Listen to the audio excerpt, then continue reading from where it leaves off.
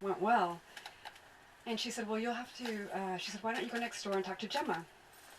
So again, I had to walk back into Shakespeare and Company, get all nervous, and I met Gemma, and I said, this time I said, I'm a Simon & Schuster author, and I would like to give a talk. And she said, well, let me see here. I think she must have looked at my book, and I thought, well, I'm just not going to get this, you know. So I looked over to my husband, and I thought, maybe I can offer a bribe. My beautiful French husband, and he was outside, you know, waiting for me in a bookstore, waiting. And I dragged him in, and I said, and this is my husband. He's a winemaker. He's a winemaker. And I said, if you will book me for a talk, we will bring lots and lots of wine. So I got booked at Shakespeare and Company. I literally got booked, and that's how I made it here today to talk to you all about writing. Writing. I say it with an Arizona accent, I think. Writing, not horse riding, but writing. And does anybody else say it that way? I'm from New Mexico, Santa Fe. How do you say it? Writing or writing? Writing. Writing. It sort of sounds like okay, a D. Thanks. So, writing, yeah. And that's how I made it here to talk about writing, my path to publication, which I think is a very interesting path. My path to publication has been really zigzagging back and forth. I don't have any regrets, but if I had to think of a regret, it would be that I didn't begin earlier, that I didn't start on this path a bit earlier. For example, I might have began at the age of 12 when well, yeah. What's so funny about that? I knew I shouldn't have invited you. Everybody's here because I've been begging everybody to come here. So, if I had only started at 12 when I received my first encouragement, that was of course from my mom, so immediately you discredit that kind of encouragement because you think, well, that's my family, it doesn't count. And at the time I was writing, my only experience with writing was writing thank you cards. And I really poured my heart into those thank you cards. You know, I really, you know, once my mom told me to write the card, you know, it's like taking a bath. You don't want to take a bath, but then once you're in the bath, you know, you don't want to get out of the bath because it's going to be cold. And for me, once I started writing the card, I really got into it. You know, I loved thanking the person and telling them how much I appreciated everything about them and pouring out my heart. And when I think about it now, I realize that everything I ever needed to know about writing, I knew by the age of 12. Because when you put your heart into it, you tap into the universal. And it's that universal quality that makes us all connect to one another via writing, via photography, or via art or friendships. It's that universal. So it's doing everything that we do with the heart, including speaking here to you tonight.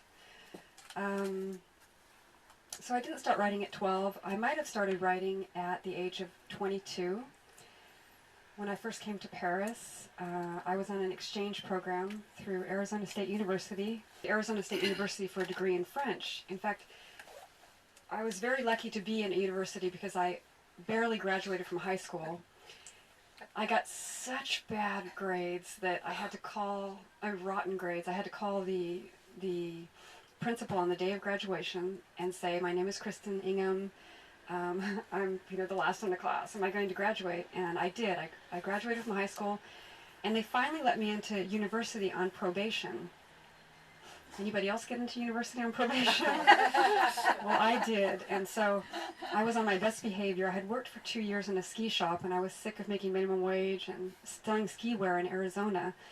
And so I got into university, and I thought, I really got to give it my best shot, and I thought, I'll just try to get away with the easiest thing possible. And then they wanted me to come up with a major. And I found out that I had to, with this general major I was taking, I had to take French anyway, or a foreign language.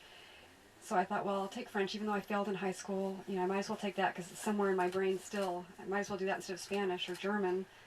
And I signed up to French, and I started getting really good grades. You know, I wanted to back up. I really wanted to major in writing, but I didn't think that I had the qualifications everybody in writing classes, they're probably writers. They've probably been writing since they could hold a crayon, and I thought I didn't qualify for that. So, not that I qualified for French either, but I had to do something. So I signed up for French, and I think it was just relating to words that saved me.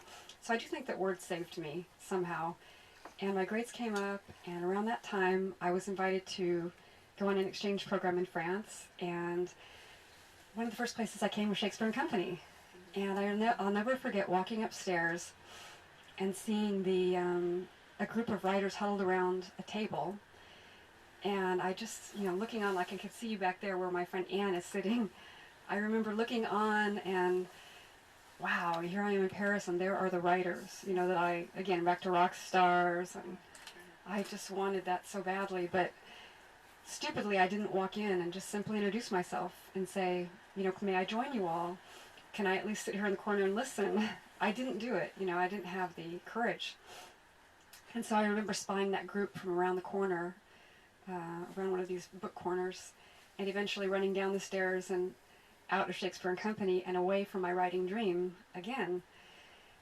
And it wasn't until my 30s, by now I had moved to France. I met my beautiful French husband.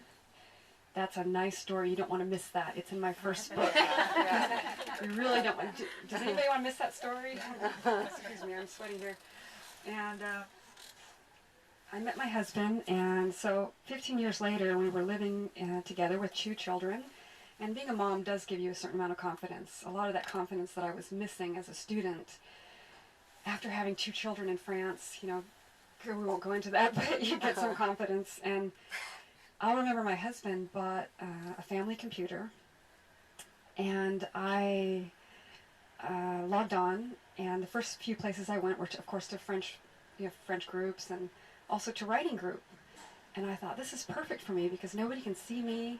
I can make a mistake. I can sign off if I do something stupid. And so I joined a group called Bic Hoc Tam, which is an acronym for butt in chair, hands on keyboard, typing away madly. And I thought that's a perfect group for me because you know how long it took me to get around to writing. It took me 20 years.